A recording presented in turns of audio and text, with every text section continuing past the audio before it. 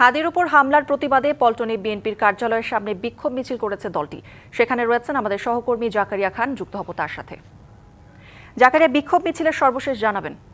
জি কৌরি, আসলে এই যে বিক্ষোভ সমাবেশ এবং সমাবেশ মিছিল যে হলো, এটি আসলে বিএনপির পক্ষ থেকে গতকাল যেই শরীফ ওসমান হাদির উপরে হামলা হয়েছে এবং এর আগে 1 মাস আগে গত 5 নভেম্বর বিএনপি মনোনীত প্রার্থী এরশাদুল্লাহর উপরে যে হামলা হয়েছে, এই দুটি হামলাকে কেন্দ্র করে এবং দুটি হামলার প্রতিবাদেই কিন্তু আজকের এই প্রতিবাদ সমাবেশ এবং মিছিল করে বিএনপি সহ এর সহযোগী অঙ্গ সংগঠনগুলো। এবং সে লক্ষ্যে কিন্তু আজকে একটাই এই বিক্ষোভ সমাবেশটি ছিল।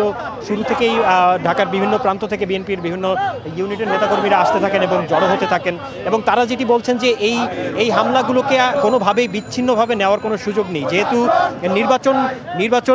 নির্বাচনী প্রচারণার সময়ে যেই গুলিবিদ্ধ হয়েছেন দুই প্রার্থী, তো এটিকে আসলে নির্বাচন বানচাল করার একটি ষড়যন্ত্র হিসেবে দেখছেন তারা। এবং নতুন এবং ফিরে আসা গ্রাহকদের জন্য নগদে চলছে ক্যাশব্যাক সহ প্রতিদিন হাজারো উপহার জেতার সুযোগ। হবে আশা আর ফেরা সারপ্রাইজ সেরা।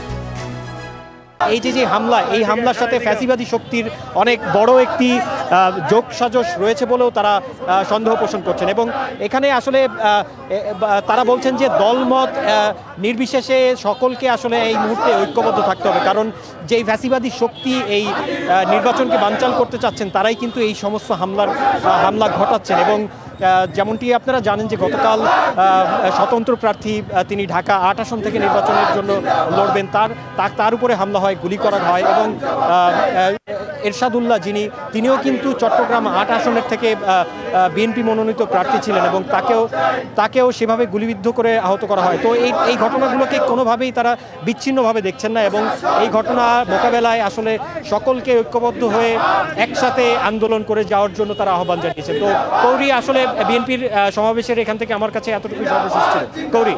জাকারিয়া, ধন্যবাদ আপনাকে।